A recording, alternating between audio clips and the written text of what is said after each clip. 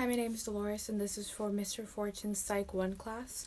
So, for my social experiment, I decided to conduct this experiment that had to do with getting roadside assistance from other people instead of getting a tow truck or calling for a family member to get help. The car looks the hazard lights are on and the hood's up, but still no luck.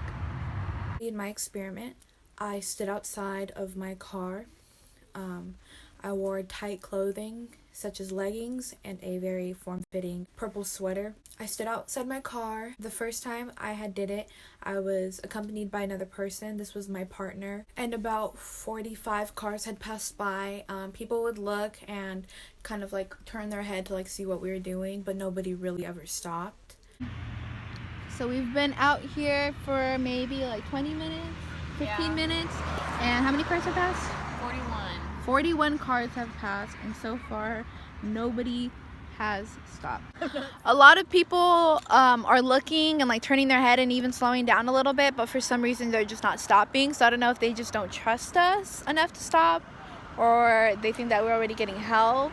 I'm not sure. Maybe they're in a hurry and they need to go home, but so far nobody has stopped.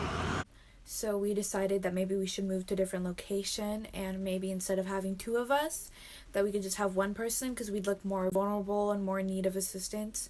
So we went ahead and we moved to the Save Mart parking lot. So far it's been 50 cars that have passed us and nobody has stopped. So we're gonna go ahead and try a different location because maybe this location is a little too perfect, I guess. I don't know, but let's see what happens. And in the parking lot, I had my partner Natalie go first. So Natalie stood outside of the car for 20 minutes and she had 3 people stop to ask if she needed help. Okay, so we're trying out just having her by herself and standing by the car, and we're gonna see how many people pass her and then how many people stop. You look like a pre-brand. So far we had one person stop. Just had a second person stop, and so far it's looking to be more successful with just having one person alone. We had to make a snack break. Thank you, appreciate it. The second time it was my turn, I stood outside for 20 minutes as well, and I had 6 people stop and ask if I needed help. All men, no women. Okay, so now it's my turn. They're sitting over there watching me, and I'm standing over here watching this. Okay, so we've left the Save Mart parking lot. 6 to 7 people stopped for me. 3 people stopped for my friend.